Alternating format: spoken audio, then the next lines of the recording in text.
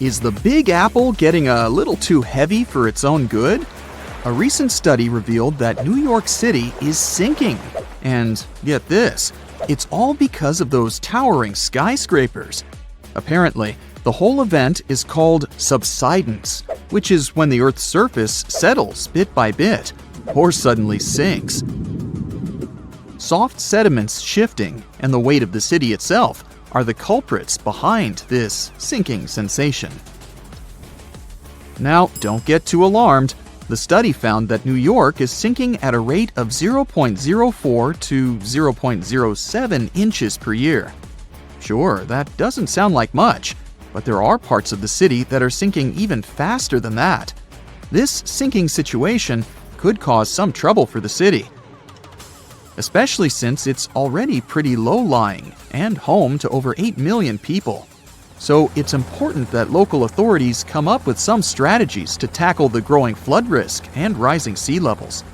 Although, I'm not sure building giant seawalls is the way to go. We might need to get a little more creative than that.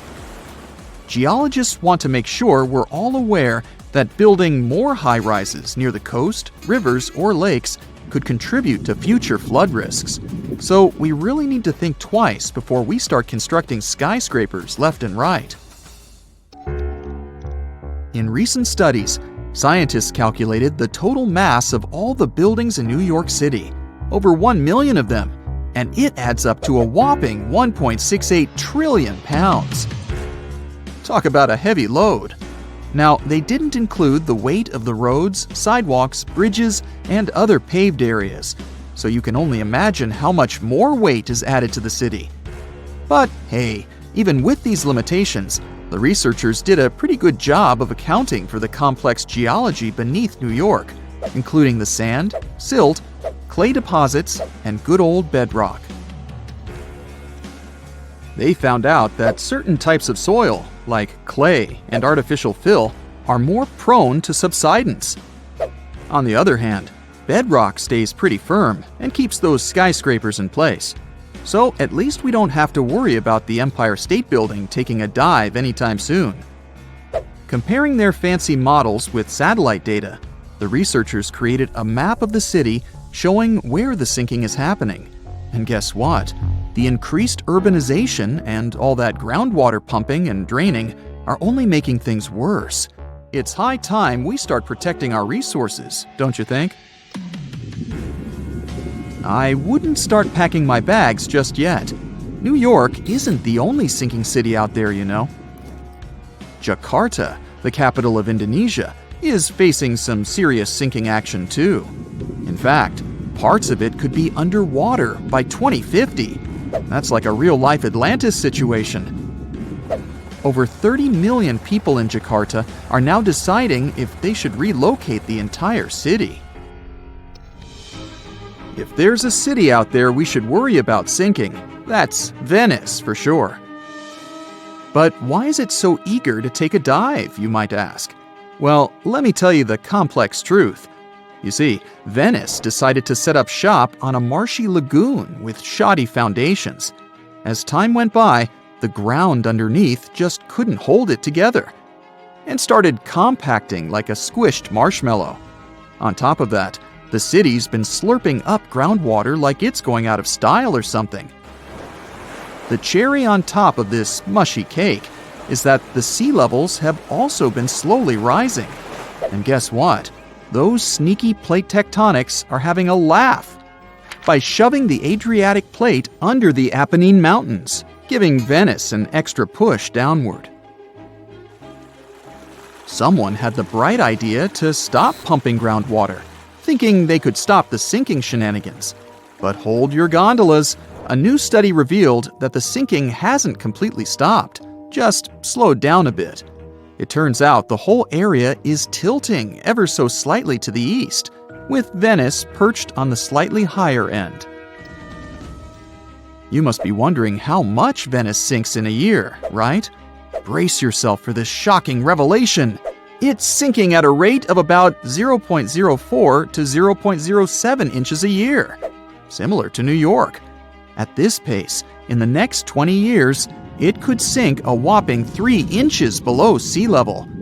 To avoid turning into a Venetian fishbowl, locals are frantically building special barriers to keep the water from crashing into the lagoon. But don't hold your breath, because this project has had more delays than you'd expect. Oh, and have you noticed that charming old-style vibe in Venice? It's not just because they're fans of the vintage look. Those salty waters have been wreaking havoc on the buildings, thanks to the water levels constantly breaching the original damp-proofing. Now the water's cozying up to the masonry, and the ground floors of many apartments are no longer safe enough to live in.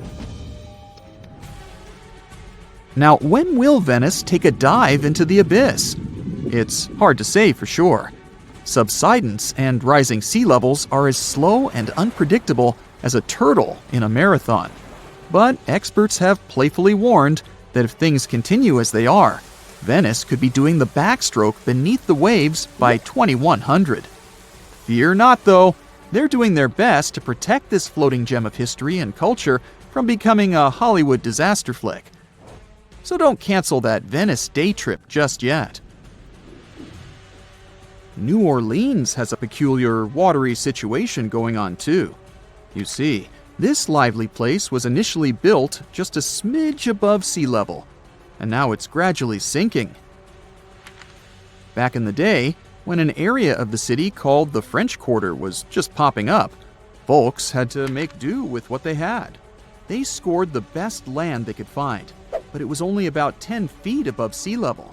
And let's not forget, the rest of the city is as flat as a pancake, with the areas around the French Quarter being just a hair lower. Now, even though they knew they were up against some soggy odds, the resourceful New Orleans residents did their best to elevate their houses above the flood-prone land they chose as their home. There's more. The ground beneath New Orleans is as wobbly as a plate of Jell-O. Architects had to keep things short and sweet because they feared the soil couldn't handle the weight of taller structures. They played it safe, sticking to 2 or 2.5 stories. Here's where it gets interesting.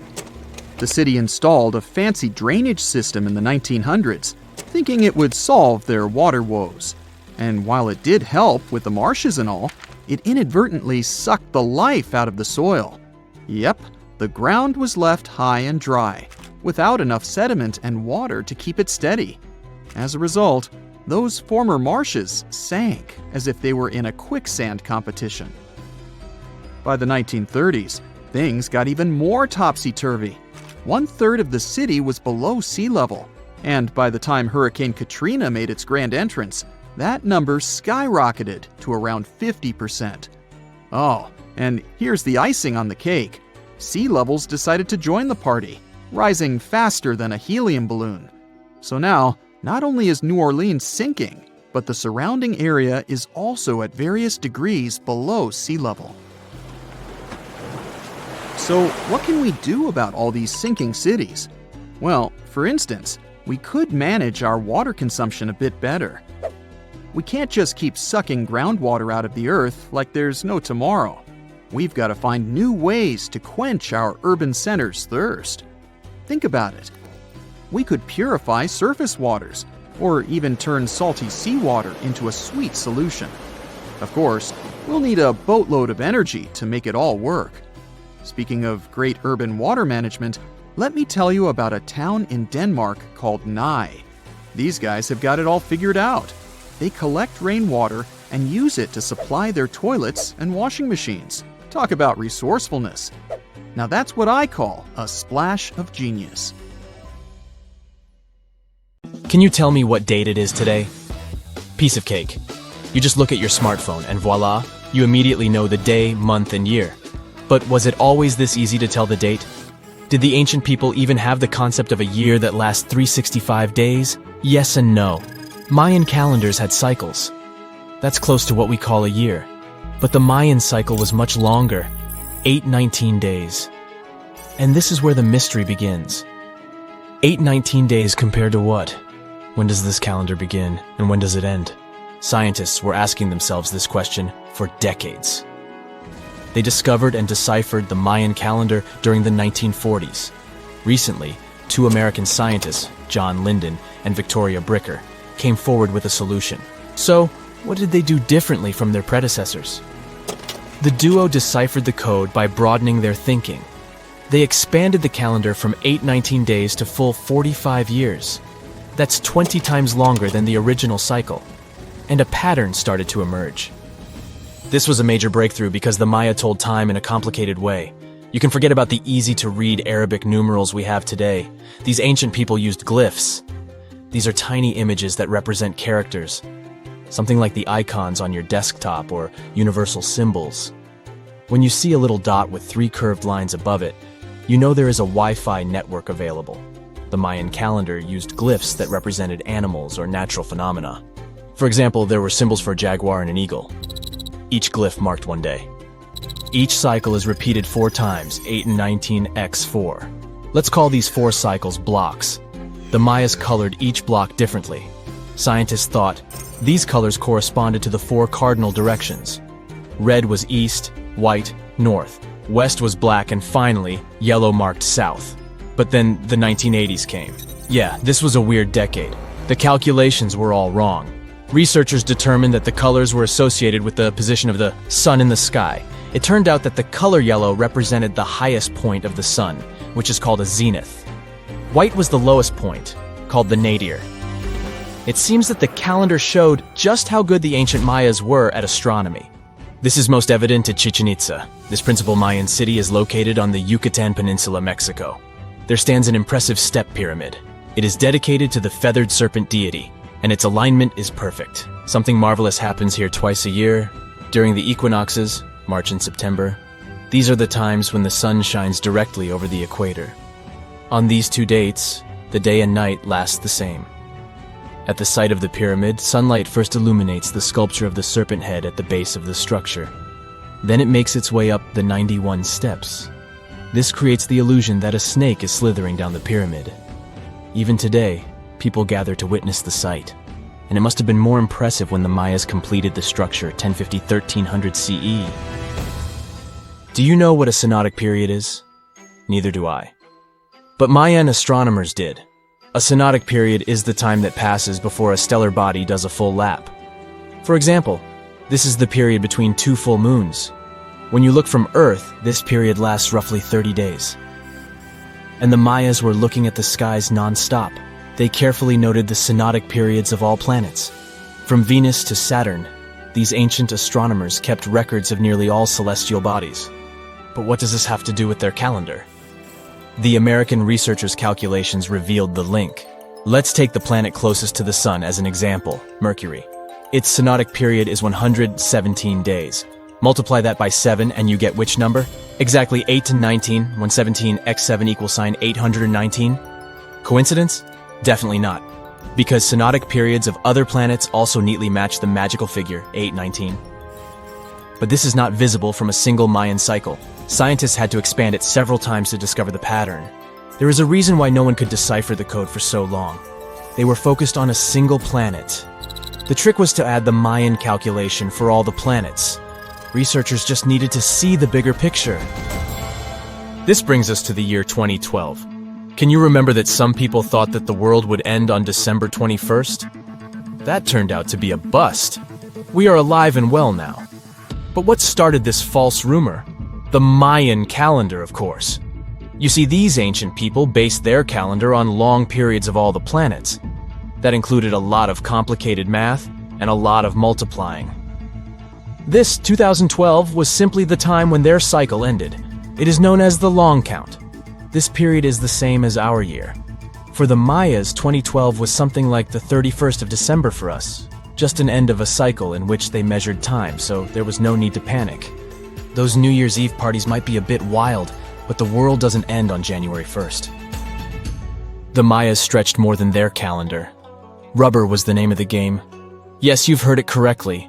These ancient people were making different grades of rubber 3,000 years before one famous American did, Charles Goodyear.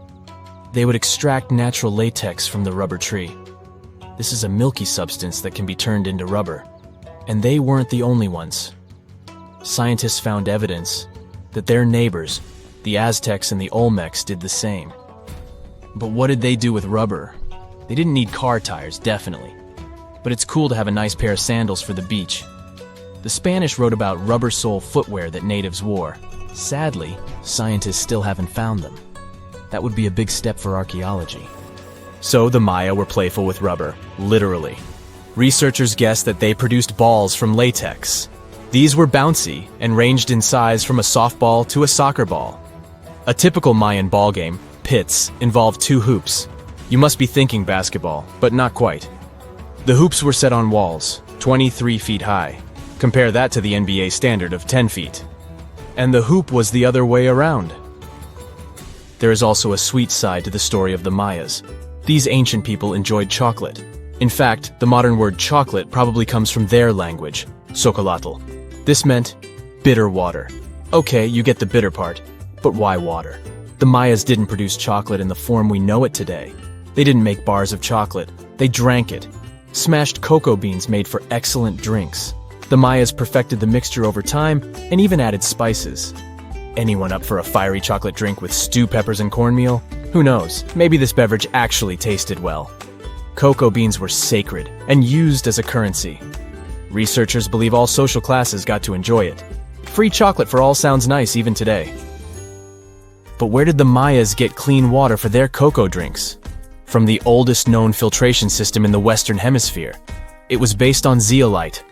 These are minerals that contain aluminum and silicone compounds. And guess what?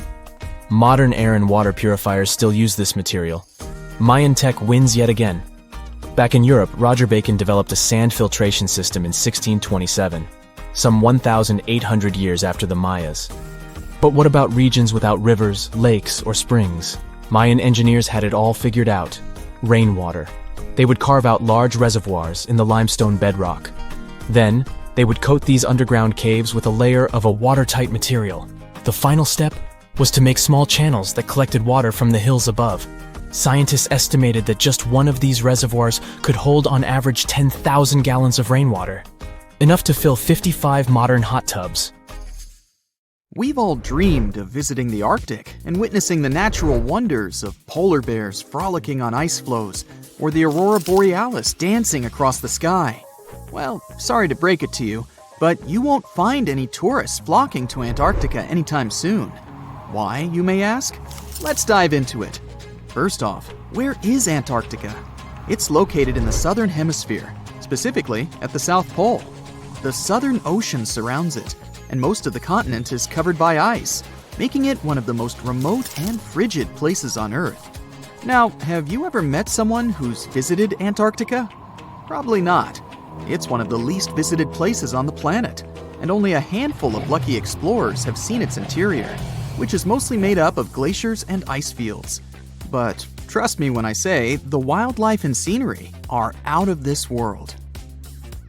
Why shouldn't you travel to Antarctica?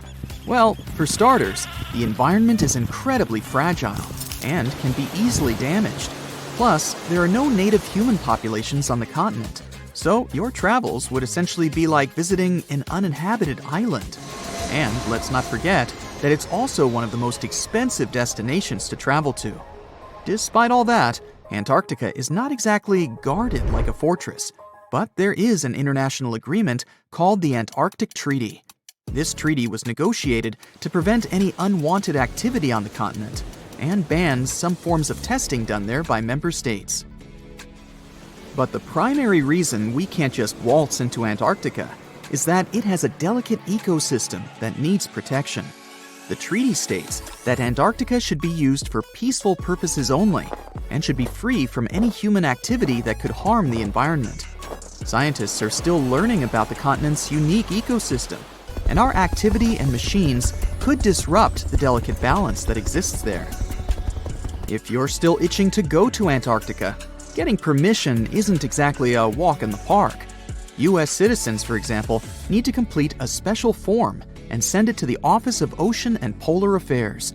And once you're there, you'll need to follow some strict guidelines to protect the environment, like not disturbing any wildlife or taking souvenirs like rocks, plants, or animals.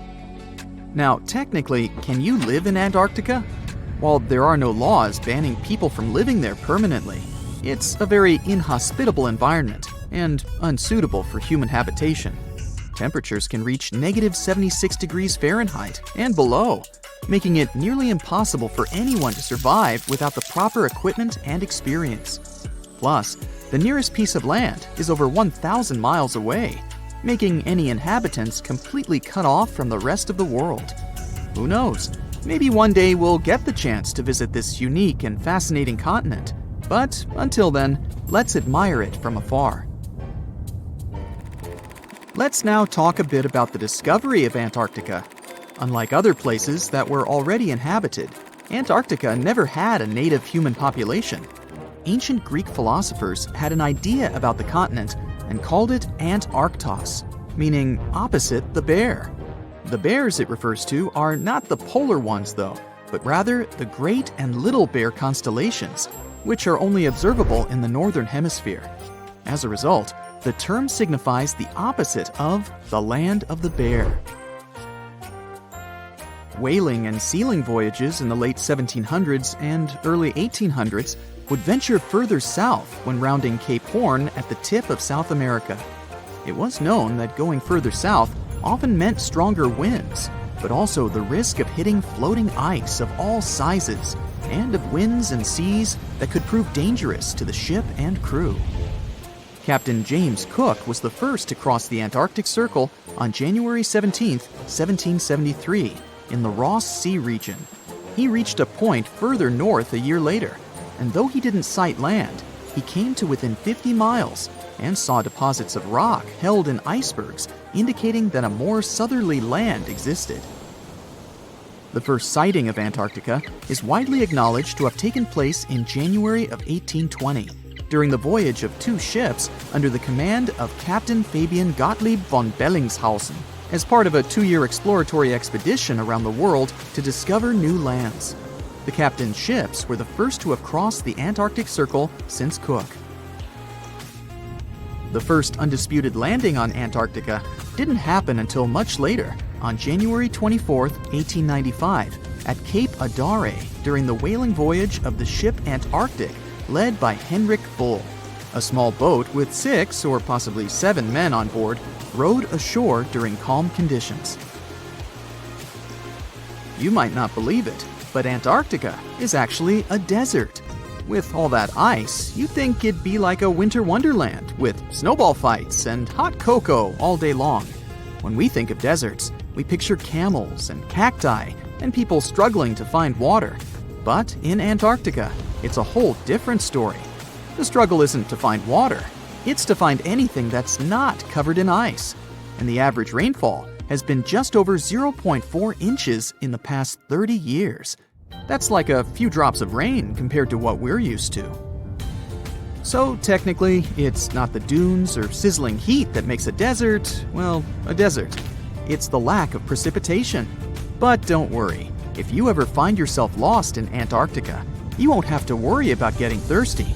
Just make sure you bring a jacket and some mittens, because it's cold enough to make you into a popsicle. Not only is Antarctica one of the driest places on Earth, but it's also the coldest, the windiest, and the highest. Talk about overachieving. The penguins and scientists down in Antarctica have at times found themselves in a bit of a pickle when it comes to time. You see, unlike the rest of us on this big blue planet, there is no Antarctica time zone. All the lines of longitude meet at a single point at the South Pole, making it a bit of a head-scratcher when trying to figure out what time it is.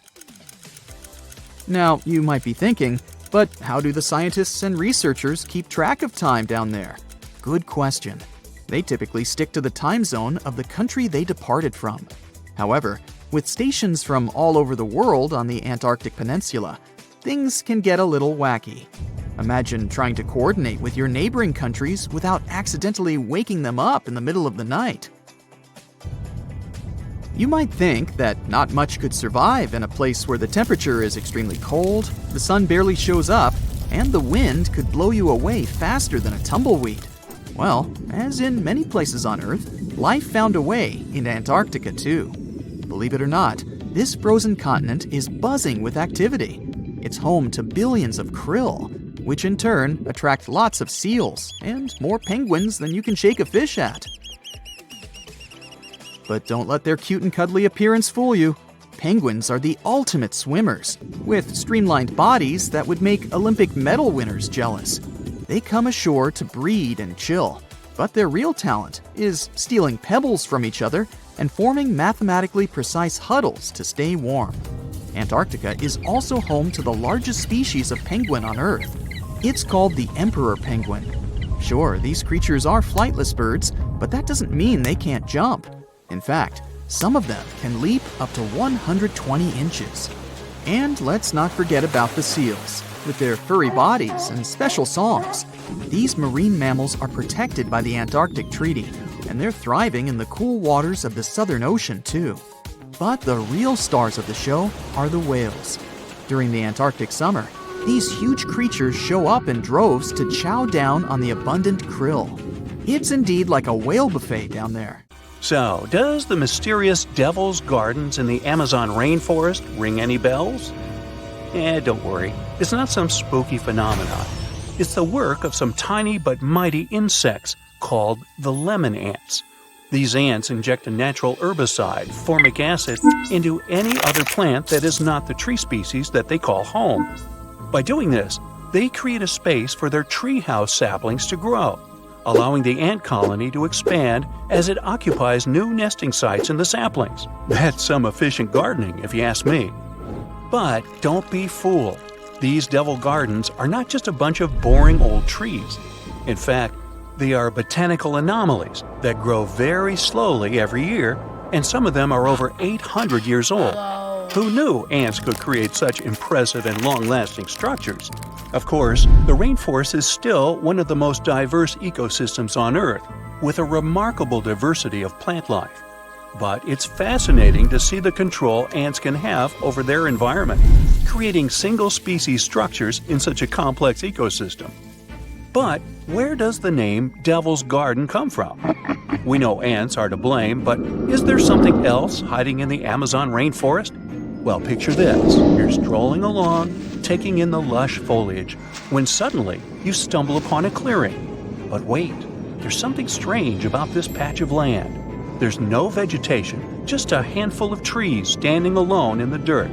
What's going on here? It's easy to understand why people came up with this name after seeing the weird stretch of vegetation. And as humans do, they came up with quite an impressive legend to back up the story. It was said that the inhabitant of this eerie oasis was a shape-shifting evil spirit, like me. Just kidding. This little guy may have looked like a misshapen person walking on one hoof and one human foot. But don't be fooled. He supposedly had a whole bag of tricks up his sleeve, including the ability to transform into someone you know and lead you down the path to doom. Hey, it's just a myth, but you have to admit it was quite convincing, right? Clever landscaping ants aside, there are a lot of unsolved mysteries hidden in the Amazon rainforest, like its unusual geoglyphs, for example. Humans have been getting creative with the Earth's surface for ages. Geoglyphs are just one of the many ways we've left our mark on this planet. Basically, we take some sand or stones, move them around a bit, and voila!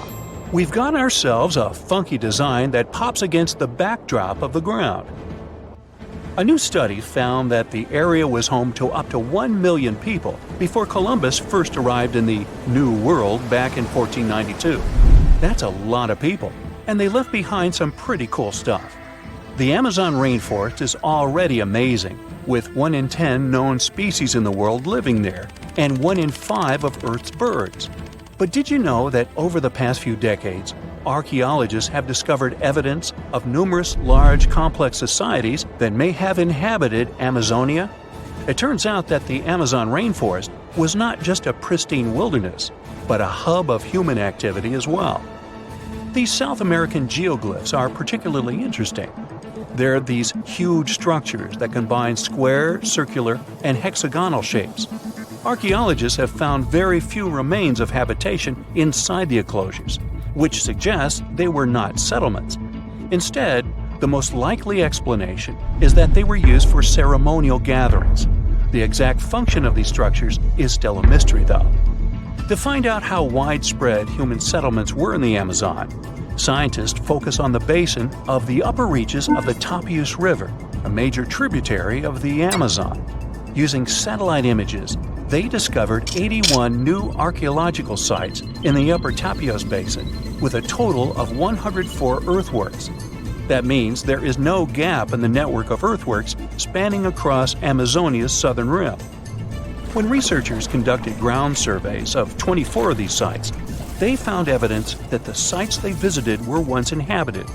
These sites dated from 1250 to 1500 CE and range from about 100 to 1300 feet wide. The largest were typically hexagonal fortified settlements, suggesting a certain degree of planning and uniformity in their construction. Based on the size and distributions of the earthworks, the researchers suggested that similar settlements may have extended over about 154,000 square miles of the southern rim of the Amazon, supporting a population of between 500,000 and 1 million people in late pre-Columbian times. Of course, the new study doesn't mean the Amazon rainforest was ever a teeming megalopolis. It's still mostly uncharted, so we have no idea how pre-Columbian populations were distributed across Amazonia. But it's exciting to learn about these ancient societies and the cool things they left behind. The scientists plan to do more excavations in the upper Tapias Basin to refine their understanding of the cultural developments there. Who knows what they'll find next? Maybe a lost city full of treasure and adventure. Also hidden in the vast habitat of the Amazon is this next quirky creature. Ever heard of the Amazon pink river dolphins? Unfortunately, there is still so much we don't know about them. First things first, though, let's talk about what they look like. So picture this, a small, light-colored dolphin with a pink nose and lips. They're the Barbie of dolphins. Aside from that, they look like regular dolphins with plump bodies, bulbous foreheads, skinny snouts, chubby cheeks, and small eyes. They can be found in countries like Bolivia, Brazil, Colombia, and Peru. They're also the only species of river dolphin found in the Amazon River. Unfortunately, these little guys are officially critically endangered species, so there are not many specimens available that scientists can study. No other name is more famous when it comes to exploring the Amazon rainforest than that of Percy Fawcett. He dedicated his life to exploring the area in search of a lost city. And not just any city, but an ancient, mysterious city that he called Z. Sounds like something straight out of an Indiana Jones movie, right?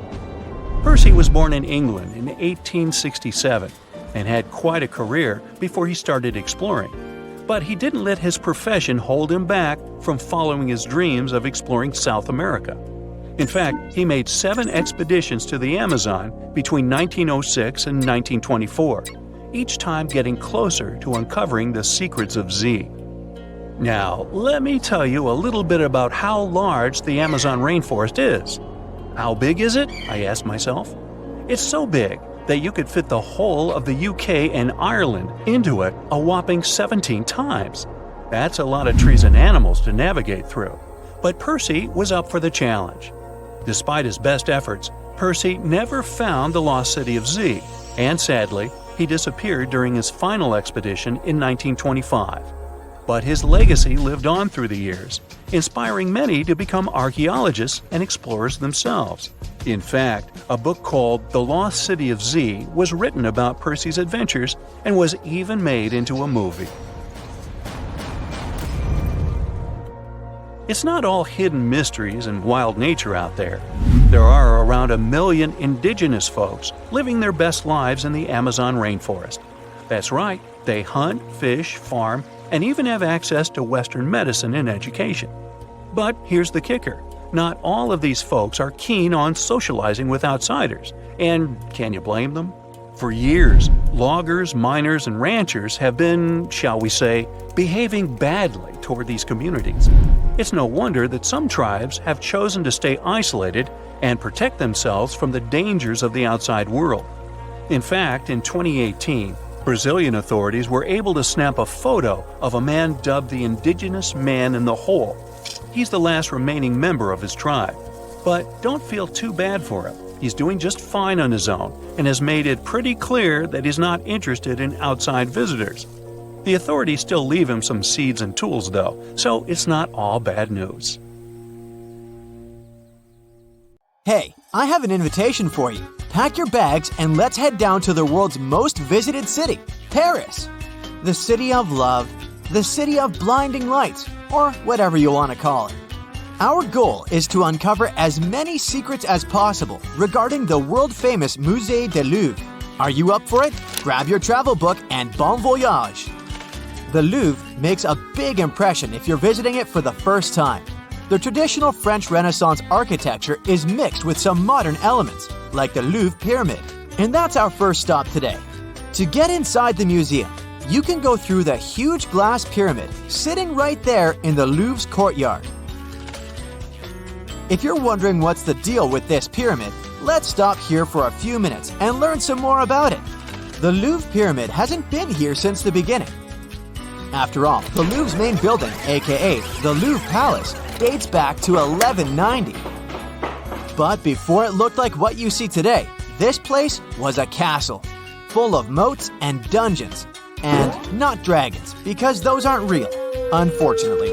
Anyways, the palace was commissioned by French King Philip II. Oh, and you can check out some of the medieval Louvre in the museum's basement. The Louvre only became a museum quite recently, historically speaking. In 1793, after the French Revolution, the nation decided that this building would be used to display France's prized collection of art. It wasn't until the 1980s that the idea of the glass pyramid came along. Then President François Mitterrand issued a big renovation of the Louvre. The project was called Grand Louvre, and it included the construction of a new entrance for visitors. By the 80s, the museum had already been receiving millions of visitors per year, and the entrance would often get crowded. And that's when foreign architect Io Ming-pei comes along. Mitterrand hired Pei to build an entrance that would connect the museum's 3 pavilions, and if you ask me, I'd say he did a pretty good job. We're talking about 200 tons of glass and iron. Not to mention that this glass, the so-called diamond glass, was specially designed to be completely transparent, without any green or blue tint to it. Pei wanted visitors to have a clear view of the main buildings without the glass interfering with it. It took 2 years just to get the glass color right. It also took a while before Pei decided he was going to build a pyramid. He experimented with designing a cube and even a hemisphere. But since the original building doesn't have any curves, this would make the courtyard piece too out of context. So he decided to build a pyramid instead, inspired by the ones in Egypt. After all, the Louvre holds an immense collection of ancient Egyptian artifacts, so that kind of makes sense. Just a wild guess here. The thing is, the French are pretty critical, and once the Louvre Pyramid was finished in 1988, it became the center of a very heated debate. Public opinion was unsettled by such a modern construction. Today, people take all kinds of weird selfies with the pyramid, but back then, locals were saying that the modern architecture had nothing to do with the Louvre's Renaissance style, or even the history of the building. Some even said that the pyramid wasn't French enough. Yikes! Standing in line to get inside the Louvre, you can't help but wonder, how do people clean this huge glass pyramid? We're talking glass slopes, so this sure isn't an easy feat. In the beginning, the museum administration apparently hired mountaineers to climb it and clean it. And some still do this job nowadays when the robot built for this task can't clean all the dirty spots off the glass. I'm not joking. The Louvre Pyramid is cleaned by a robot. You know what they say, the future is here. Once you're down the escalators, you'll notice that this awesome pyramid you were taking pictures with upstairs has an inverted face to it downstairs. It serves as a skylight to the Carrousel du Louvre, which is like an underground shopping mall or the museum's main lobby. Hey, look, there's an Apple store, except that the French people pronounce it Apple. You'll have the option to choose from 3 different wings of the museum, the Richelieu, Sully, or Denon. I say we begin with Denon. You'll understand why in a bit. Did you know that the Louvre exhibits around 35,000 pieces of art? That's why it's virtually impossible to visit everything in one day. If you're an art lover, you'll have to come back here for more visits. But to see all the pieces of art, spending around 30 seconds on each, you'd have to visit the Louvre over 100 times. And that's not counting restroom and lunch breaks. You get the picture, right? The museum is huge. That's why it takes about a 10-minute walk to get from the lobby entrance to the Louvre's most famous painting, the Mona Lisa. But since you're here early, you managed to take good pictures of this Da Vinci masterpiece. A little known fact, the Mona Lisa was once stolen from the Louvre. It was once stolen at night by a man called Vincenzo Peruggia. He was an employee of the museum, and investigators think he slept inside the Louvre to perform what is known as the greatest art theft of the 20th century. Apparently, the next morning, Vincenzo simply walked out of the museum with the Mona Lisa hidden among his belongings. The Mona Lisa was gone for almost 2 years until the painting was recovered in Italy.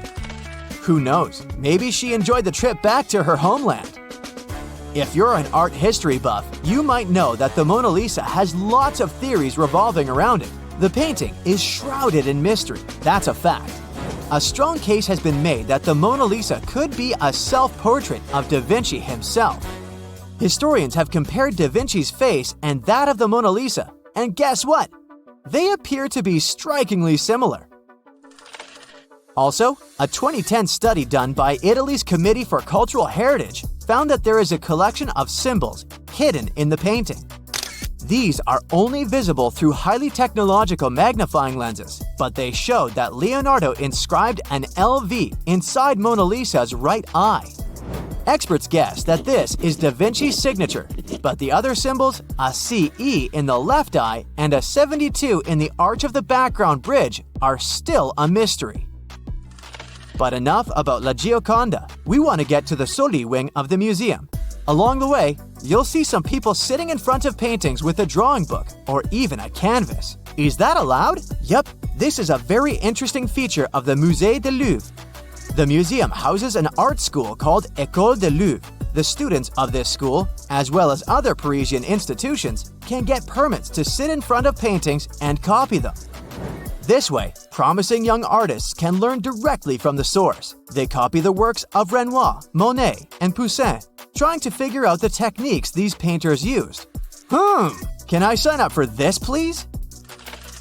To finish your tour, you're visiting the ancient moat we talked about earlier in this video.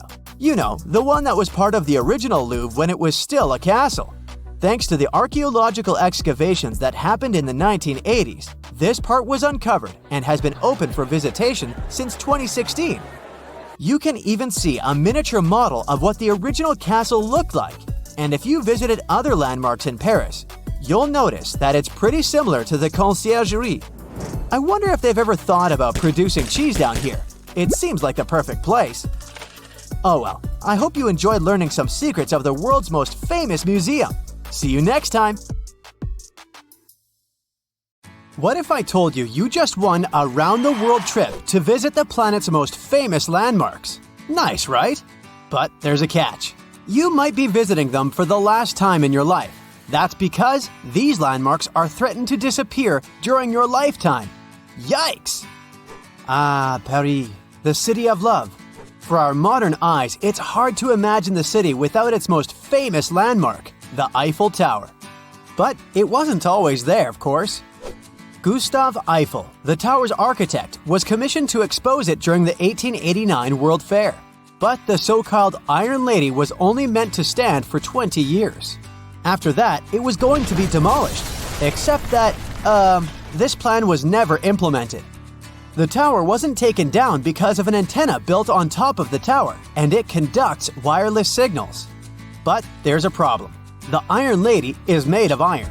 And with time and bad weather, which Paris happens to get a lot of, iron deteriorates. It rusts, and this rusting makes the iron weak, up until the point where it can crack. And if a tower that is made purely of iron starts to crack, you know what this means.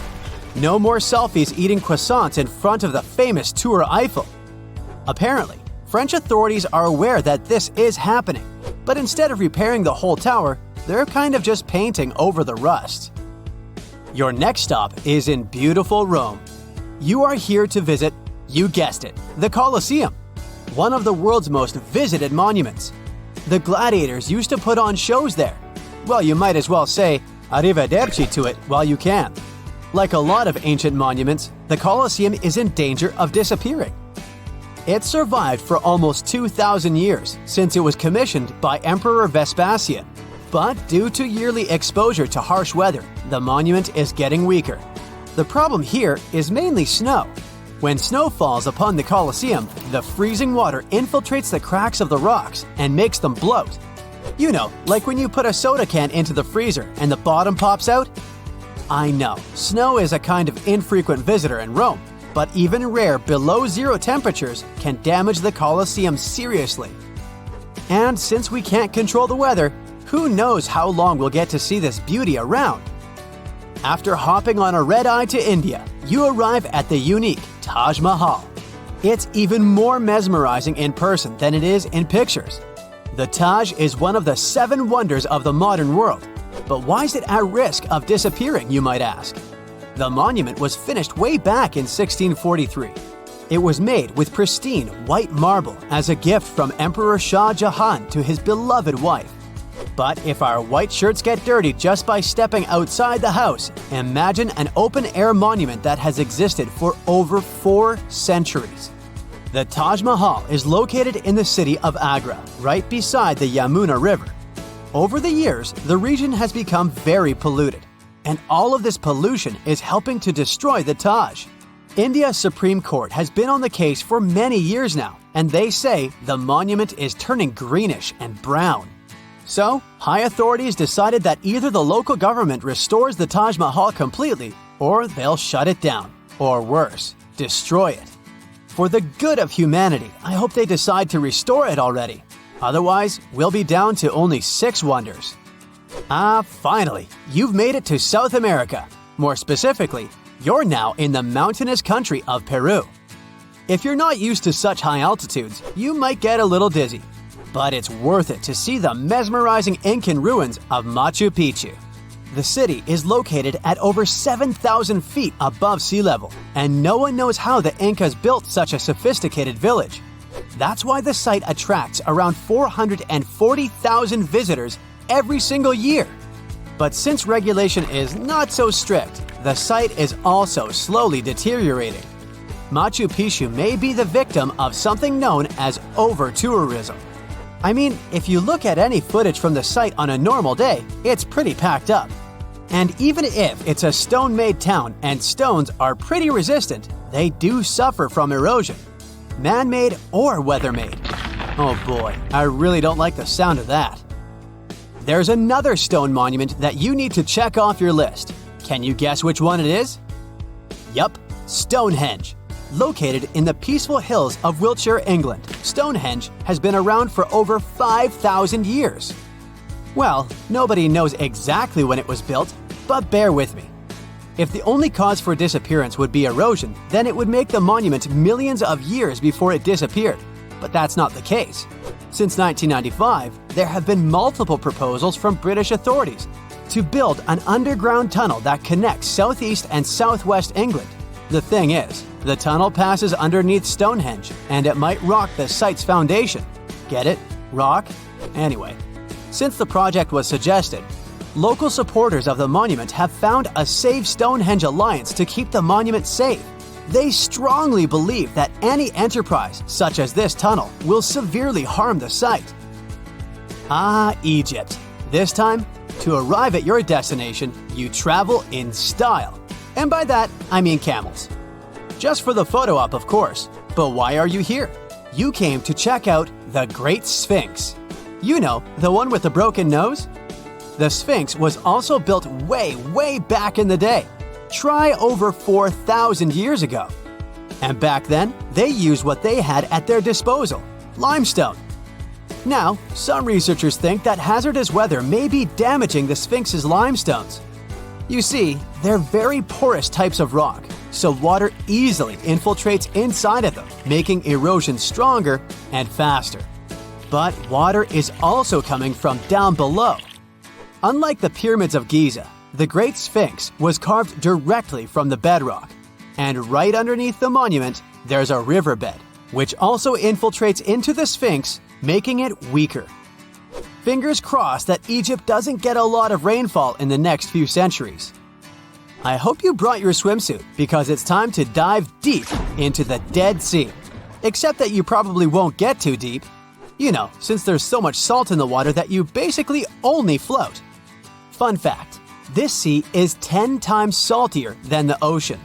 It may be a little ironic that the Dead Sea is at risk of actually perishing, but it's true. The lake level is dropping 4 feet every year. It has to do with one of the sea's main tributaries. A tributary is a river that flows into a much larger body of water. The thing is, the region is not so rich in natural water, so some of the local authorities ended up diverting small tributaries for basic human uses. But since every action has a reaction, the Dead Sea is now facing some difficulties.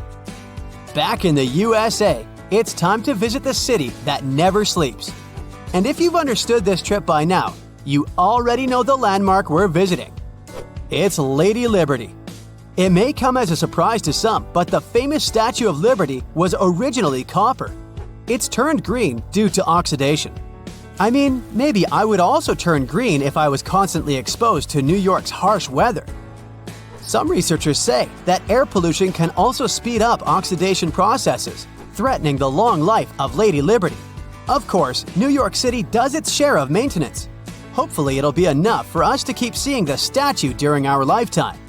Hey, it's time to head back home. I sure enjoyed this trip. Hope you did too. Let's hope we can still visit these places. Imagine that it's the year 2025, and our planet has completely changed. Rising sea levels, extreme weather, and the ocean becoming more and more acidic are just some of the problems people have been dealing with for years. But in one of the world's largest coastal cities, the situation has become too serious.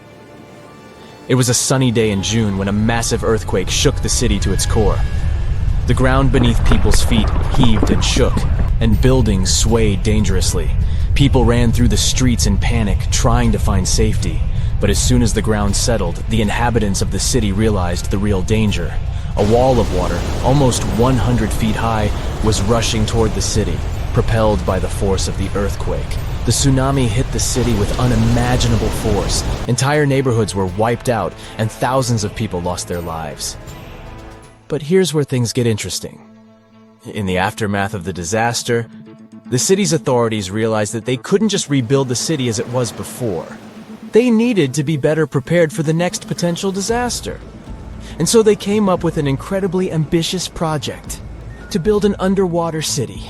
The goal was to create a self-sufficient, sustainable city beneath the ocean's surface that could withstand any natural disaster. The underwater city would be powered by renewable energy, using tidal power and underwater solar panels.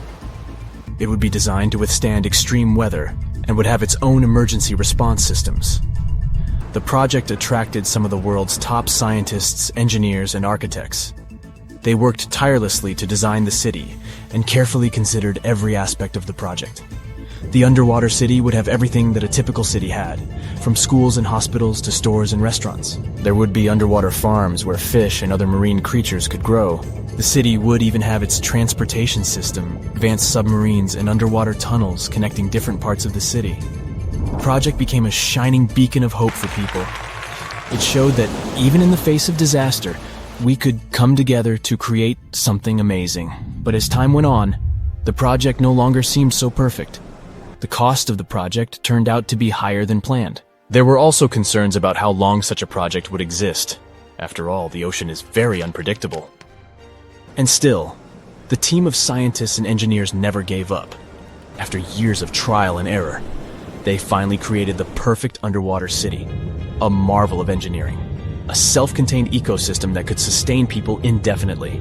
The buildings were constructed from a material that could withstand the immense pressure at the bottom of the ocean, and the city itself was powered by a network of advanced hydroelectric turbines.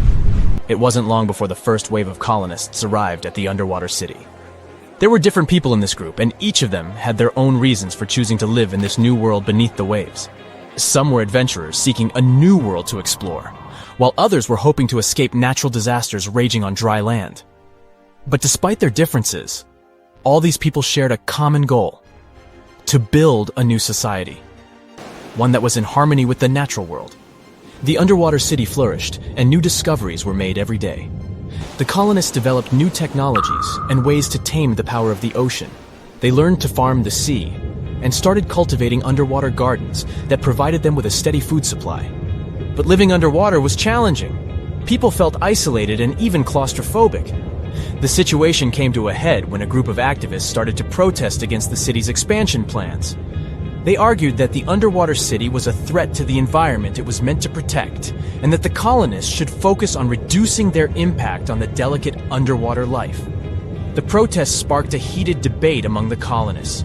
Some of them argued that the survival of the city depended on its growth and expansion. Others claimed that the city needed to prioritize the protection of the environment above all else. In the end, a compromise was reached. The city would continue to expand, but the main priority would be sustainability and a responsible attitude to nature. The colonists would do their best to reduce their impact on the environment by using new technologies and following strict conservation rules. And they would also remember the importance of protecting the ocean and its fragile ecosystem. Years went by, and the underwater city continued to thrive. New generations of colonists were born, and they grew up in a world entirely different from the one their ancestors had known. They never saw the world on the surface, but appreciated the beauty and complexity of the underwater world they called home.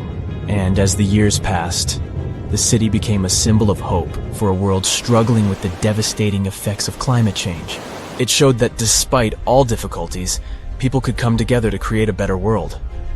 It is a reminder that the future is not set in stone, and that we can build it sustainably and in harmony with the natural world. It's strange if you think about it. There are old Roman buildings that have lasted for thousands of years, while our newer buildings seem to fall apart.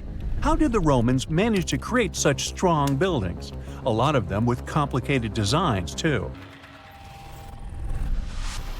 Recent research has shown that the Romans used a type of concrete that has an extra layer of protection against the elements. It can even fix itself when it gets wet. This discovery not only explains why these buildings have lasted for thousands of years, but it can also help us make cement in a way that's more natural and resistant. A recent study shows that Romans used volcanic ash in their concrete mix to make it stronger, especially when it was near the ocean, where the air is naturally more humid and could naturally cause more damage.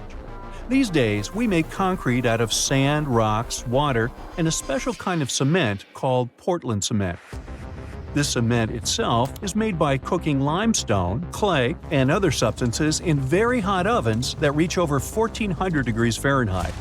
Sure, it creates a well-blended mixture, but it cracks easily, and sometimes it only lasts a few decades. There's one more interesting feature of this amazing Roman concrete. It has small white bits of calcium called lime clasts that stay inside the concrete and do not disappear over time. At first, it may not seem that attractive because it's not as smooth as the concrete we use today. And for many years, specialists used to think that having small pieces of lime in concrete was a bad thing because they thought it made buildings less resistant. But researchers found out that these tiny pieces actually help the concrete fix itself. I wish I could fix myself that easily. They discovered that when the concrete got cracks, it seemed to magically fill them with a substance called calcium carbonate found in the lime clasts.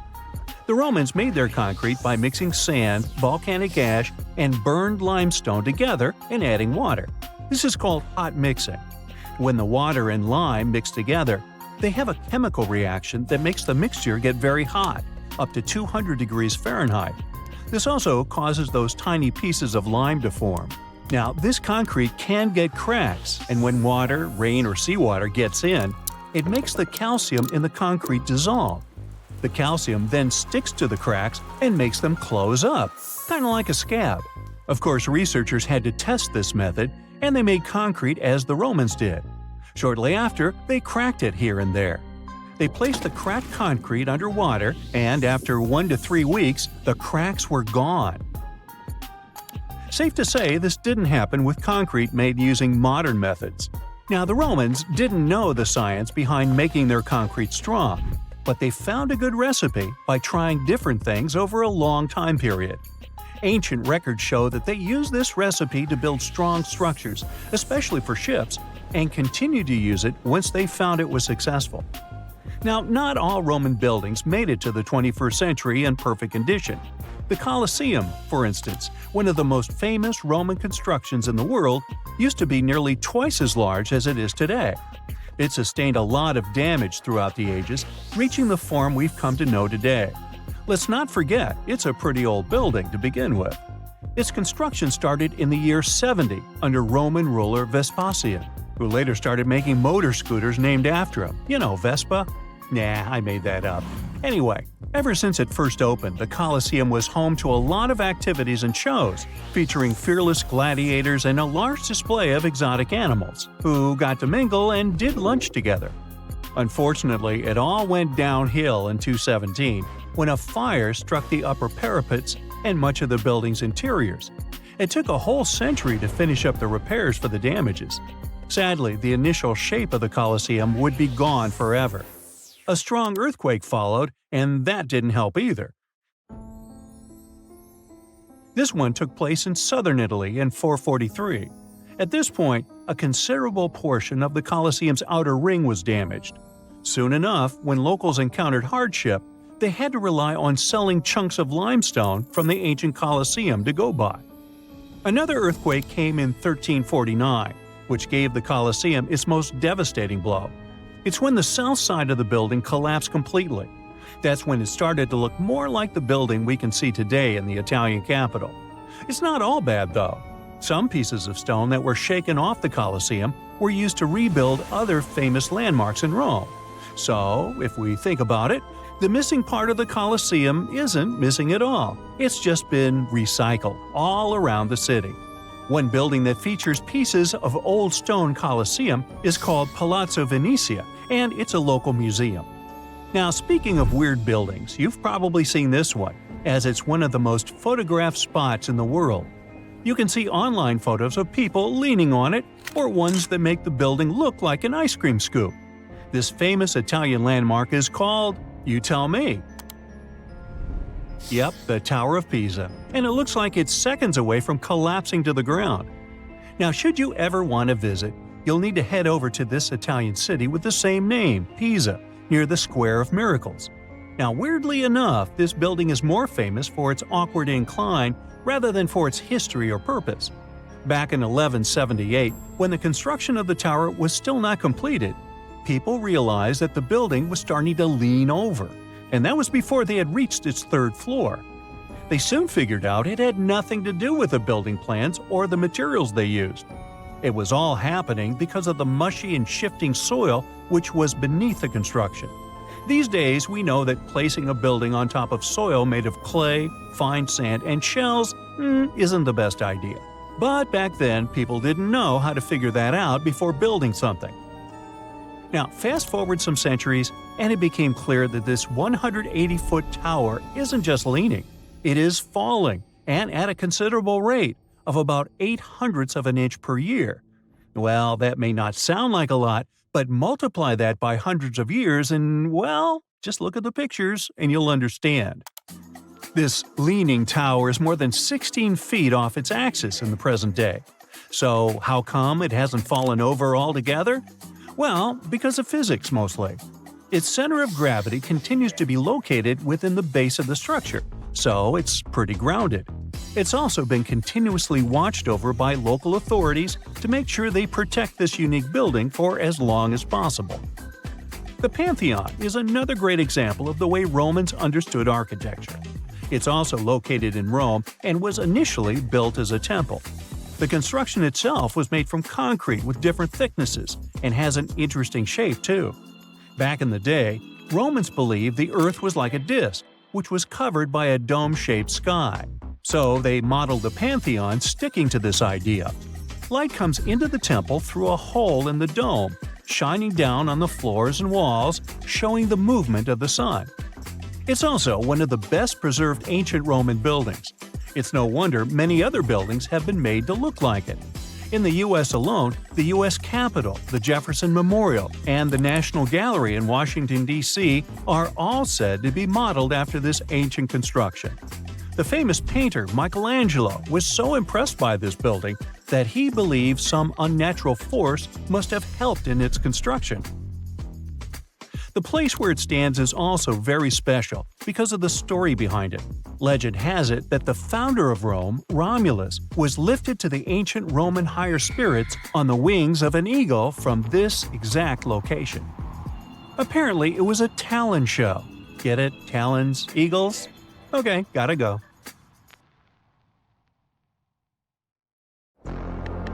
There are many myths around arguably the greatest structure ever built by humans, the Great Wall of China. Some say it's so grand that it's visible from space. Others claim that you can see it from as far as the moon. Other theories suggest that the builders of the wall were left inside. Well, sorry to disappoint you, but all these impressive stories are just myths. But even with those stories busted, the Great Wall of China is an impressive and truly breathtaking structure.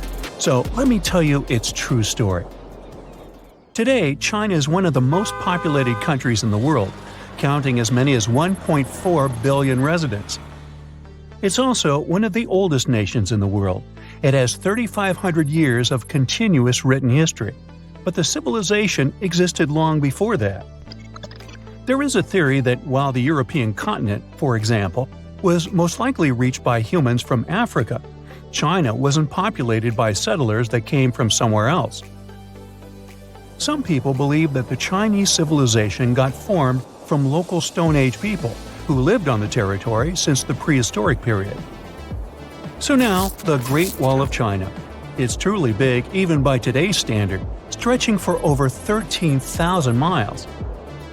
To imagine it better, it's almost 5 times the distance between New York and Los Angeles. Or even a bit greater than the distance between the North and South Poles. Even in modern times, people have never built anything close to this big.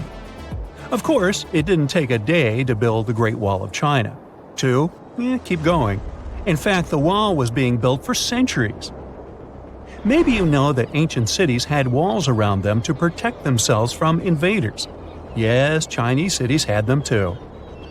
The first Chinese emperor united the country in 220 BCE and got a brilliant but very ambitious idea to turn all city walls into one big wall that would defend the country's border against attacks from the north. A trusted general directed the construction, enrolling a big group of workers, soldiers, commoners, and convicts. Back then, the wall was built of rammed earth and wood. In some places that were strategically important, the sections of the wall overlapped to provide maximum security. The walls were around 26 feet high on average. But the Great Wall didn't yet look like the construction we know today. Every next emperor would pick up the big wall project, strengthening and extending it, repairing, but also modernizing construction techniques. Some used bricks to build it. Others moved on to granite and marble blocks. Watchtowers and platforms weren't there from the beginning as well. They were added by Ming emperors. The watchtowers made it possible to communicate with other parts of the wall through smoke and fire messages. So, the wall is quite inconsistent in terms of material, but it only adds more charm to the construction and shows how much effort and time it took. The reasons why some parts of the wall have been standing for centuries and are still in good condition is glutinous rice flour. Turns out, this sticky rice mortar is almost like cement. It's very strong and waterproof, sealing the bricks so tightly together that even sneaky weeds can't grow between them. You may also notice that some bricks have writings carved on them. They were left by the workers who were building the wall.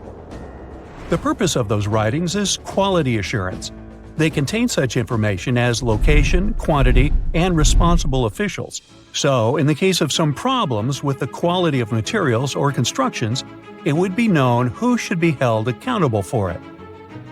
Recently, a research group has looked through official historical documents of the Ming Dynasty that ruled China from the 14th to the 17th centuries. They came across records of secret doors in the Great Wall, so they decided to find them. They used a flying robot to capture continuous centimeter resolution photos of the wall. They photographed 90% of the wall that was built during the Ming Dynasty and discovered the remains of over 220 secret doors along the wall.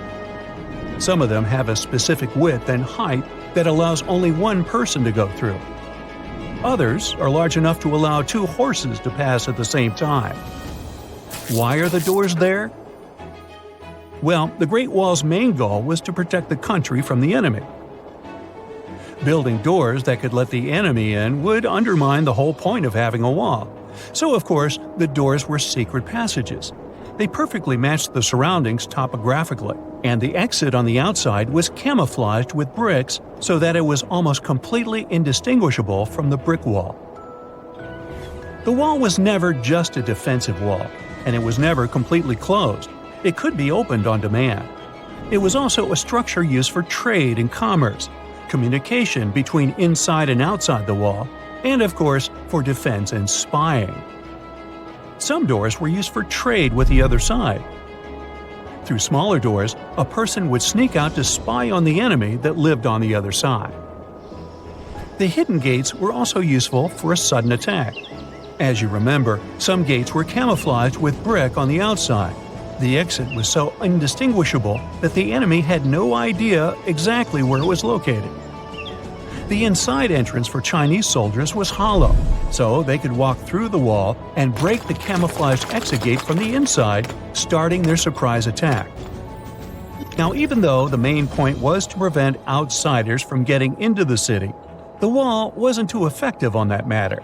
It could still be climbed over or marched around.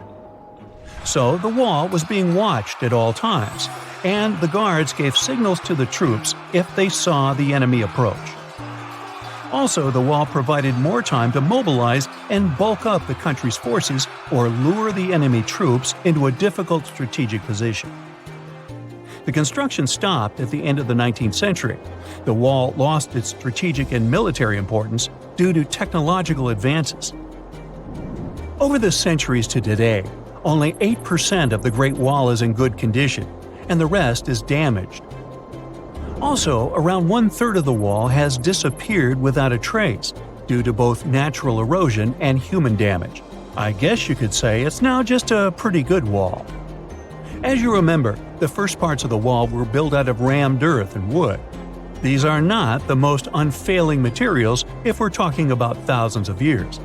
Also, destructive farming methods have turned large areas into a desert and contributed to erosion. Also, many bricks were taken away from the wall in the last century to be used in building farms and houses. The wall is being deconstructed stone by stone even today, but this time by tourists. Quite a few of them take a stone as a souvenir. That's a total of a lot of stones, considering that over 10 million tourists visit the Great Wall every year. Since 1987, the wall has been a UNESCO World Heritage Site, highlighting that it has an outstanding importance to humanity. The wall is one of China's 56 World Heritage Sites, second place among countries with landmarks protected by UNESCO. Who's first, you ask? Well, the top spot, with 58 World Heritage Sites, belongs to Italy. And do you know that the wall isn't only a famous tourist attraction, but also the location of the Great Wall Marathon? It's a marathon that was established in 1999 and is one of the most challenging ones in the world. You guessed right, people run along the wall, including all the steps. There are 3 distances, so that participants can run a full marathon that is 26 miles, a half marathon that's 13 miles, or just have a fun run of 5 miles. When you hear the word mummy, you might get a chill down your spine. That's because most of us associate this word with those creepy characters we've seen in some scary movies. But in reality, Mummies have helped us understand a lot about ancient civilizations, their rulers, and about how people used to deal with losing their loved ones. The people most famous worldwide for their mummies are the ancient Egyptians. They believed that some sort of existence after passing away was possible, if certain conditions were met.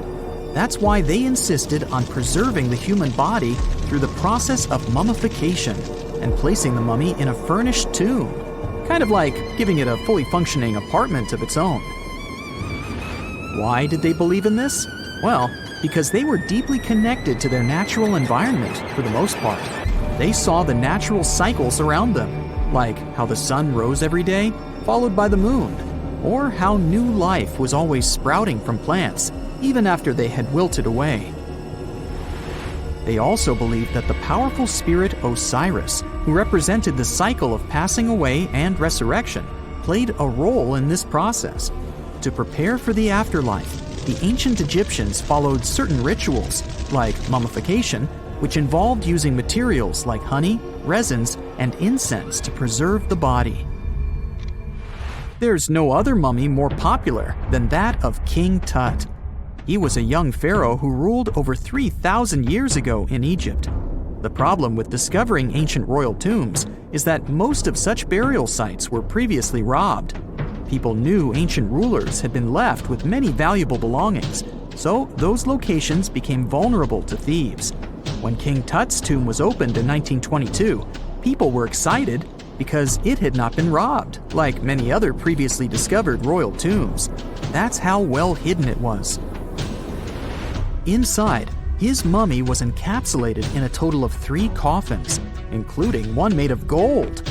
The objects found in his tomb showed us what ancient Egypt was like, and studying his mummy also helped us learn about the culture and practices popular at the time when he passed away. We also learned about his family by looking at his DNA. Scientists were able to discover that he had had a disease called malaria and a problem with his foot that might have made it hard for him to walk. Ramses II was another pharaoh in Egypt who ruled for 68 years, which was quite a lot back in the day. He was known for his expansion campaigns and building projects. Many objects from his time as a ruler still exist today, including a large statue of him. Ramses II was about 6 feet tall and lived to be about 90 years old.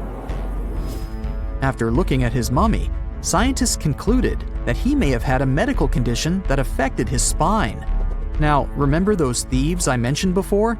They are probably the reason why Ramses II ended up in a plain coffin in a secret collection of royal mummies at Deir al-Bahari, which was rediscovered in 1881. Thankfully, archaeologists were able to identify him because his journeys had been recorded on his wrappings. The process was really tedious too. In fact, in ancient Egypt, the mummification process could take a staggering 70 days to complete. A special person would say a very specific speech while delicately handling the body and drying it out using a type of salt called natron. They also used linen and resin to make the body look more lifelike and to wrap it in cloth. The tomb was equally as important for ancient Egyptians. The walls of King Tut's tomb, for example, were adorned with intricate artwork that depicted his journey to the afterlife, from his burial procession to his passage through the underworld. The ancient Egyptians believed that everyone made this journey after passing away, and they filled their tombs with items and paintings to help the person in their spiritual travels. Additionally, the walls of the tomb were decorated with spells from a special book, which contained a collection of poems that the Egyptians believed would help people reach the afterlife. And speaking of how important this journey was, people also placed food in these ancient tombs. In King Tut's tomb, archaeologists discovered 36 jars of vintage beverages and 8 baskets of fruit, which were believed to be left there to help him in his journey to the afterlife. The Egyptians believed that traveling to the afterlife took a really long time, so they left a lot of supplies, such as food and water, to sustain their loved ones. Pharaohs also generally had numerous luxurious garments and beautiful jewelry in their tombs to ensure that they would have a fashionable journey. These items included various types of linen clothing, such as tunics, scarves, gloves, and headdresses, as well as a lot of gold jewelry with precious stones, like bracelets, buckles, pendants, necklaces, rings, and even precious depictions of insects for protection. Some were also deposited with fans made from ivory and ostrich feathers to keep them cool in the afterlife. Some ancient rulers were even placed in their forever apartments along with boats. For example, Pharaoh Khufu built the Great Pyramid at Giza as his tomb, and a large ship was found inside. King Tut, however, was buried with multiple boat paddles, but no actual boat. Instead, he had 3 chariots and numerous walking sticks made of precious materials, perhaps indicating he'd rather travel to the beyond by land, not by water. Amongst the most interesting objects found near ancient mummies are bottles of oils and perfumes. If rulers were supposed to be fashionable, why not smell nice too, right? Also, some of them had some ancient kinds of board games, most of them made out of precious materials like gold or ivory. One of those games was called Senet. It was very popular amongst the ancient Egyptians and very similar to modern-day chess. The ancient Egyptians may have the most famous mummies out there, but they weren't the first to invent the procedure. In fact, it all started in South America with an ancient civilization named the Chinchorro. As far as we know today, these people were the first to mummify their loved ones that had passed away. They did it somewhere around 2,000 years before the Egyptians started their own rituals. Sure, we can tell a lot about ancient rulers by studying these mummies, but until recently, we had no idea what they really looked like during their lifetime. Not so long ago, though, some very special mummy paintings were found by archaeologists studying ancient Egyptian objects. These mummy portraits are highly detailed paintings of individuals that were made while they were still alive. Such paintings were often painted on wood, as opposed to the classical portraits we all know about, which are painted on canvas.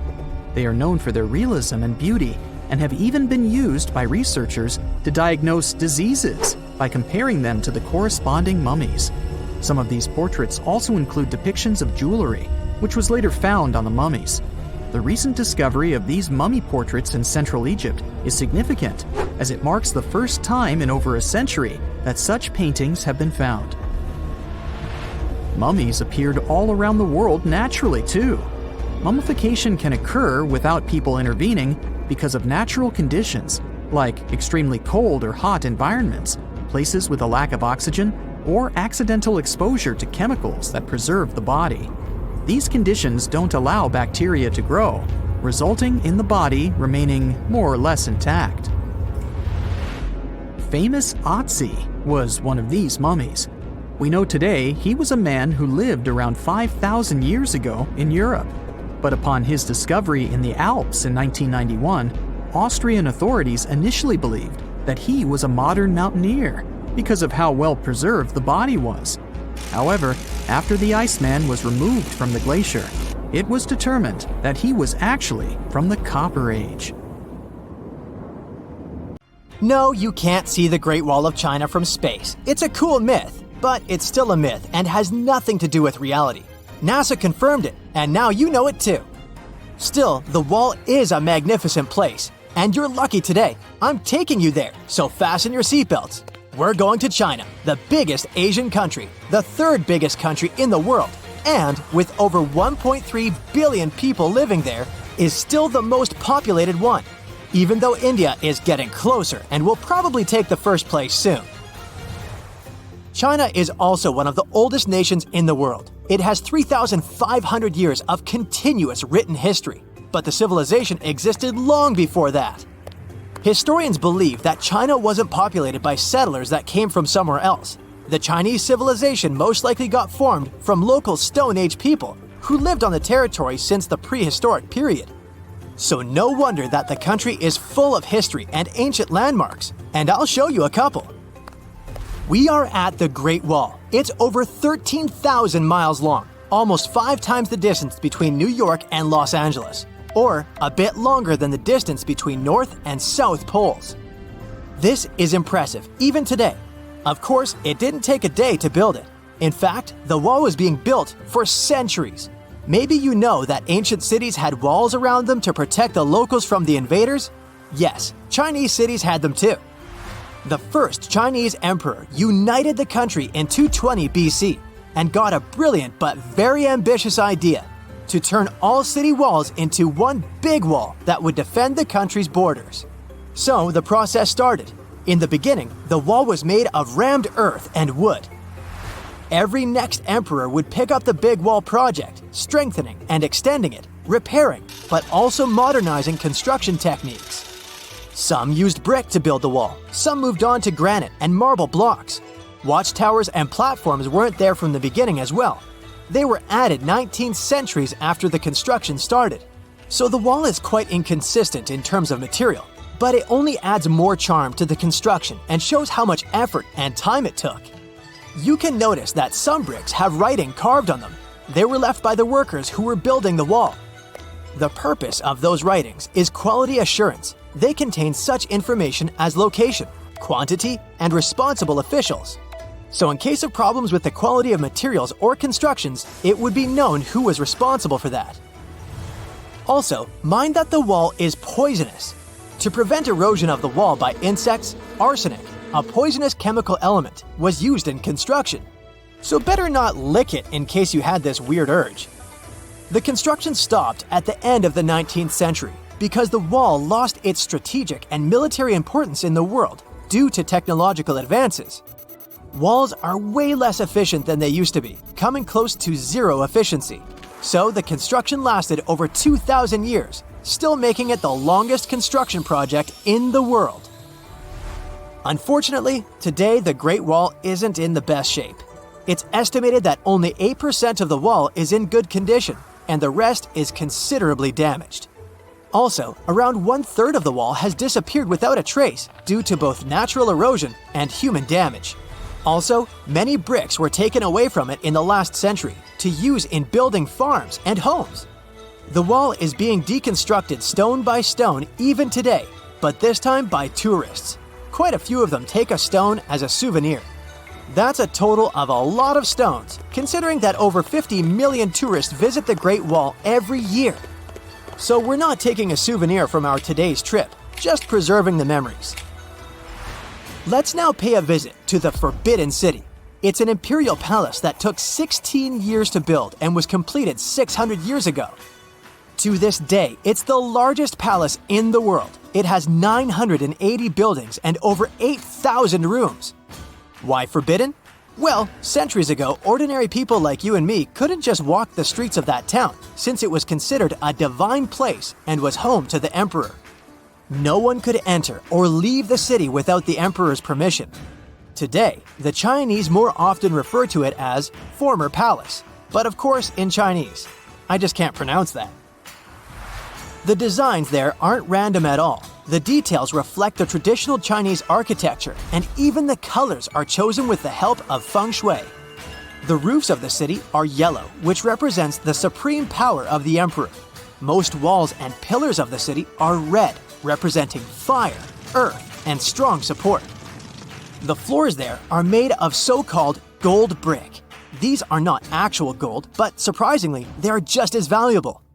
It's very hard to make them, and especially to copy the ancient technique.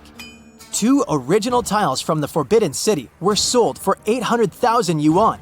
It's $115,000 US. You can also see animal statues on roofs. Just like colors, animals have meaning in Chinese culture. Dragons, phoenixes, and lions are the most powerful ones. Dragons symbolize strength and good luck and are crucial for the culture. They appear everywhere, in idioms, legends, astrology, art, and so on. In ancient China, emperors were considered sons of dragons, so it seems like the Targaryens aren't the only ones after all. And ordinary people weren't even allowed to have items with dragons. As for a phoenix, in Chinese mythology, their rare appearance during the ascent to the throne of a new emperor is a good sign of harmony.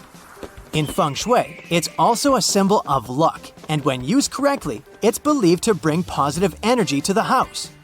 Lions signify strength and power. They always come in pairs, a male and a female, and they're the guards.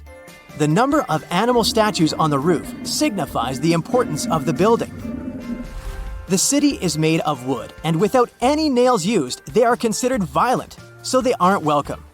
You can imagine that a wooden city is a serious fire hazard. A little fire and the city with a 6th century history will quickly turn to ashes. So, fire prevention is taken very seriously there. The city has a whole bunch of firefighting equipment, and there's even a special fire brigade that knows the whole layout of the city better than their own apartment and watches the city every day. Walking around the city, you can notice something very unusual. No birds are sitting on the roofs here, ever. When it was built, the birds were taken into account, and the engineers constructed the roofs in a particular way to ensure that no bird can land and sit on them. The roof spines are wider than the width of birds' claws, and the slope of each roof is higher. Also, the roofs are made of slippery tiles, so the birds can't land there. What do they have against the birds? Well, this way the city stays cleaner and looks more magnificent. So, there are no birds, but there are over 100 cats in the city. They actually are an important part of this story. Some of these kitties are royal descendants. You see, 2 royal dynasties that lived in the city kept cats. The dynasties later collapsed, but the cats stayed in the city and have lived there ever since. Of course, some stray cats have joined the royalty over the years. But hey, no one minds it, and no DNA test has been made to see who's royal and who's not. After all, they all equally patrol the city, hunt mice, and possibly some stranded birds, and guard the city. So all cats are welcome. Illusion magic is a performing art, and when done right, it can make us gasp and forget that it's just a trick. But does anyone mind? After all, it's good to live in a world where magic is real, even if it's just an act. People have been performing magic tricks for ages, and the first illusionists started to perform in ancient Egypt, Rome, and Greece. The most famous trick from there is the one with cups and balls, making them disappear and reappear, change colors, and so on. But don't think that's all magicians could do in the ancient times. The first levitation tricks date back to those times too. Everything was so shocking to the public that they believed that the magicians doing their cups and balls tricks had supernatural powers. Ancient Greeks especially admired magic tricks. They were even making statues in honor of their famous magicians. Still, around the 4th century, the attitude started to change. People started seeing magic tricks as dangerous sorcery, and early illusionists started to get penalized. Being a magician wasn't safe anymore, and the magic vanished for over a millennium. No one was performing or even talking about it publicly, and the art stagnated for centuries. Around the 16th century, magic revived. People started to perform the first simple acts like card tricks or making the objects disappear. It was the Second Beginning, the oldest book on magic that's known today. The Discovery of Witchcraft was published in 1584. That book was one of the steps to debunk the myth of illusion magic being something evil.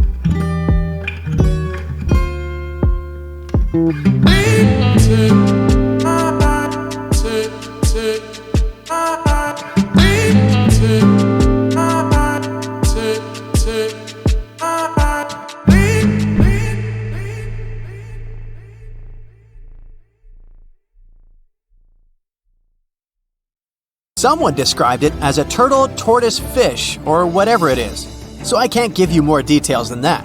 Anyways, it was washed ashore and the carcass of the monster was used for the trick. Houdini was shackled and climbed inside the creature. The creature was laced and chained. In about 15 minutes, Houdini reappeared on stage, and the sea monster was still chained. Houdini just asked for some air, saying that he was almost suffocated by the fumes inside. Illusion magic has nothing to do with supernatural powers, and illusionists, who know well that even the most fascinating trick is just a trick and has a logical explanation, are typically very skeptical when they hear that someone claims to have psychic powers. Harry Houdini was a professional skeptic and debunker of spiritualists. He even offered a reward for anyone who can demonstrate supernatural abilities, and he won't find a logical explanation for it. No one has gotten that reward. Today, the challenge is still open, and the prize went up to $1 million. I bet you didn't know it, but magicians were very actively involved in the birth of the movie industry, involved as performers and producers. Harry Houdini acted in several silent films. So, remember that guy, Herman the Great? The one in cape and long hat? He was performing some of his tricks along with his assistant and wife, Adelaide Herman. After he passed, Adelaide continued to perform solo and was one of the brightest stars in the end of the 19th century, owning the title the Queen of Magic. She was one of the few magicians who performed the bullet catch trick, which is considered the hardest trick to perform to this day. Her favorite trick to perform was the Phantom Bride. Here's how it goes. The illusionist makes a body of a bride dressed in white to rise on a brightly lit stage. A hoop passes through the body, showing that there are no wires that make the body levitate. Then, the illusionist pulls away the white silk and the bride disappears. How do they do it? Only the illusionists know. Magicians never reveal their secrets to non-magicians, so all that's left to us is being amazed, which I personally don't mind. Another famous trick, cutting a person in half and putting them back together. The trick was first performed in 1921 by an English magician, P.T. Selbit, and it had a raging success, shocking everyone who'd seen the act. Many illusionists repeated and improved the trick afterwards, but I'm here to tell you one story. In 1956, a guy was performing it on live TV. As soon as he divided his wife in half, the broadcast stopped. The TV viewers were mortified, thinking that something went wrong and the host cut off the show. Turned out everything was fine. The show got cut off because they ran out of time, and the timing wasn't exactly perfect. In the past century, illusions have escalated. Today, professional illusionists throw even more spectacular shows by making cars levitate or planes disappear. One of the most famous modern magicians is David Copperfield. Yes, his stage name is inspired by a Charles Dickens novel. Charles Dickens was actually an illusionist himself back in the day. Just saying. David Copperfield has started with card tricks as well, but his professional specialty are grand illusions. One of his most famous performances is the Escape from Alcatraz, a carefully guarded prison only one prisoner in history managed to escape from. Copperfield did the same, and no other illusionist yet repeated the success. Then, he made a whole plane disappear, which he performed with a live audience and repeated several times. In the 1980s, he made the Statue of Liberty disappear in front of a live audience on Liberty Island. He raised a screen in front of the statues, and when he dropped it, the statue was just gone. Spotlights were passing through, showing that there were no mirrors and that the statue was really gone. Then, he raised the sheet again, and when it dropped, it was back. I know. You want to know how he did it? Okay, I'll reveal this one as an exception. Like everything with illusion magic, it didn't vanish. In fact, the statue was hidden in plain sight, behind one of the towers holding up the screen. The bright lights shining through are actually important for the trick. They blind the audience and no one can notice the hidden statue behind the tower. But how did he move the statue? He didn't. He moved the audience. People were standing on a stage that can be rotated. Because of the lights and the loud music, people didn't even notice they were moved, and then moved back. Did I ruin the magic for you? Sorry about that. But that'll teach you to never watch trick reveals. Unless you want to become a magician, of course. Magicians even take a magician's oath before another magician can teach them tricks. The oath is to never reveal the secret of the trick to non-magicians, so that it doesn't ruin it. Also, it turns out that magic tricks aren't covered by intellectual property laws.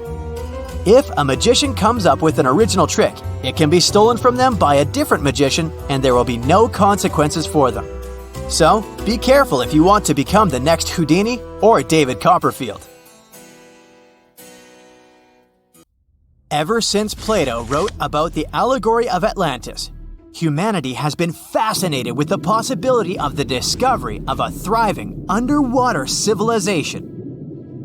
Fancy joining me on a trip to a few historic underwater sites? Let's see what we can find out about ancient civilizations. The first one on our list is what is being called the underwater Stonehenge.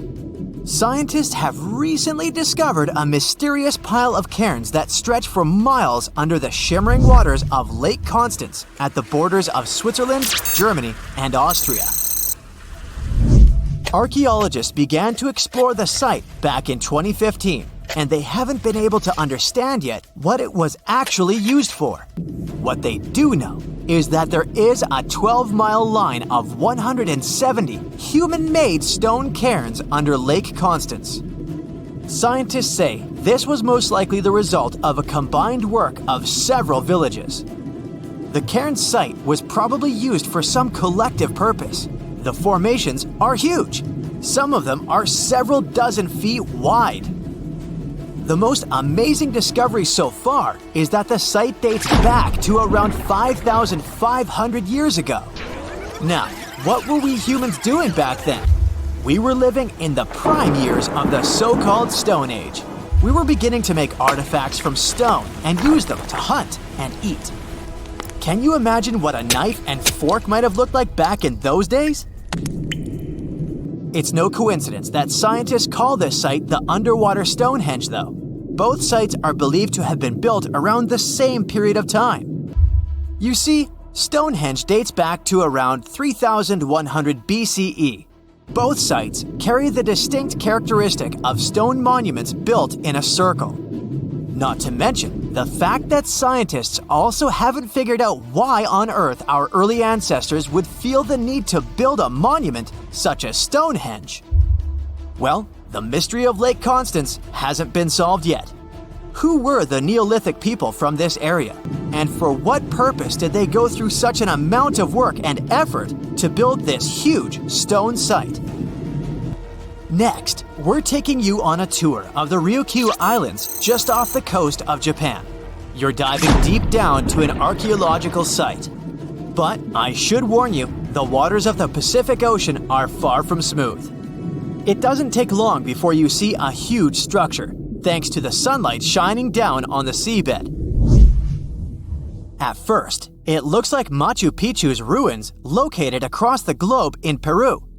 As you approach the site, you slowly figure out its forms.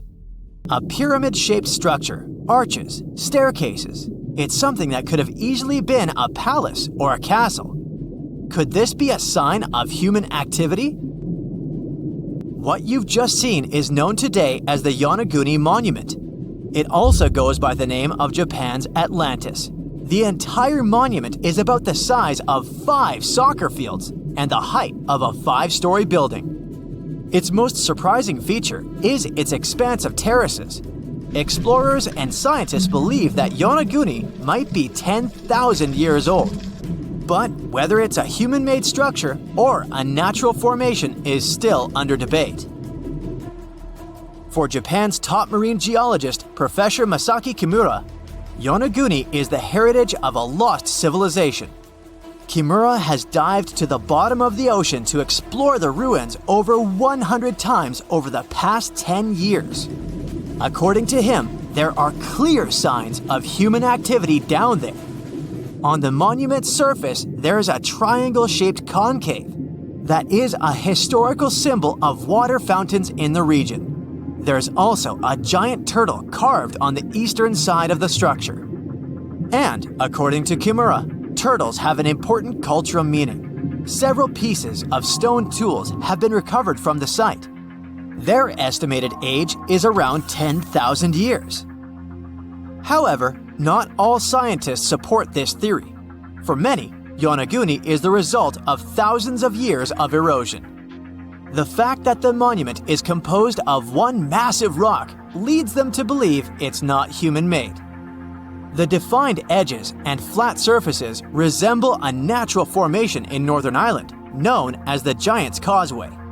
The basalt columns look like the ruins of a palace, but they're actually the result of volcanic activity in the region.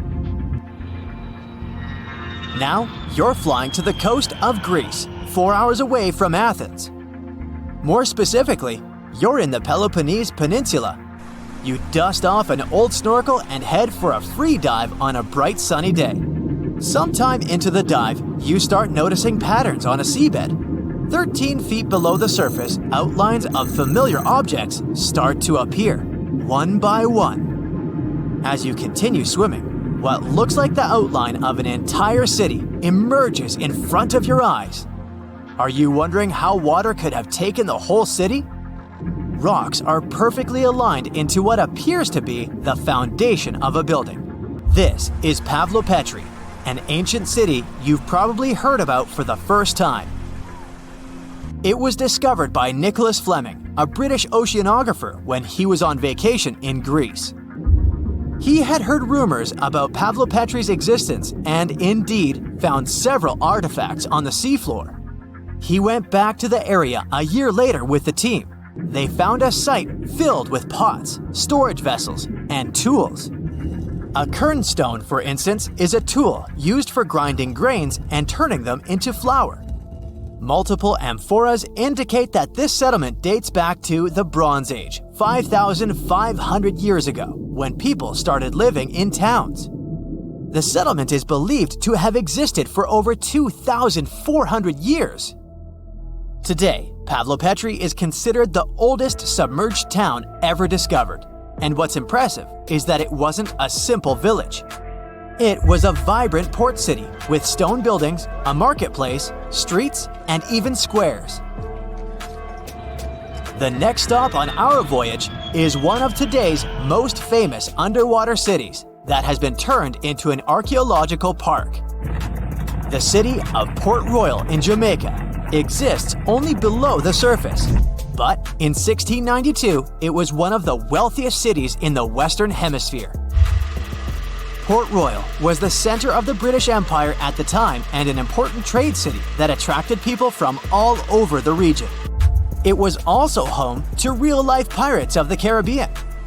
On the morning of June 7, 1692, the people of Port Royal met a different fate than they had probably expected. The city woke up shaking. People were thrown out of their beds by the power of a massive earthquake, ranking 7.5 on a Richter scale. One survivor said he had seen Earth opening up and swallowing the whole town. What he said could be true, as the city was mainly built on sand. The ground swallowed buildings, roads, you name it. Geysers erupted, and finally, waves as big as 10-story buildings hit the city. About 33 acres of the city disappeared under the water. Amazingly, most of its 17th century remains are still in good condition under 40 feet of water. Archaeologists have found taverns, storage rooms, kitchens, and recreational buildings used for diverse purposes. You can also see a grand lion statue, a submerged bridge, and many picturesque arches. Of course, I saved the best for last: India. Just off its coast lies another sunken marvel. A site known as the Lost City of Cambay is located in the Gulf with a similar name. It remained undiscovered until 2001, when the National Institute of Ocean Technology made a routine water assessment. With the help of sonar technology, which sends a wave sound to the bottom of the sea, they found something far beneath the surface. Images showed well-defined geometric shapes spread along a 5-mile stretch. The remains date to more than 9,500 years ago, meaning this civilization was lost at around the end of the Ice Age. Debris recovered from the site included construction material, pottery, beads, sculptures, and even bones. Scientists argue whether these artifacts are indeed from the site, but if they truly are, then the lost city of Cambay might be the oldest civilization in the world.